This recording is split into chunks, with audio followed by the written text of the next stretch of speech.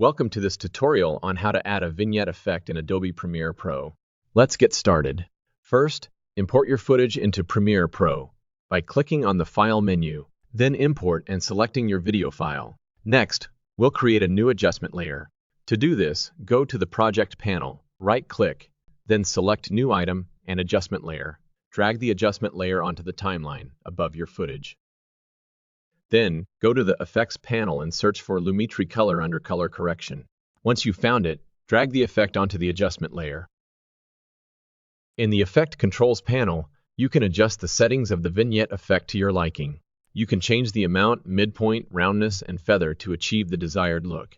Play around with these settings until you're happy with the result. Remember, the goal is to add a subtle framing effect without distracting from the main content of your video.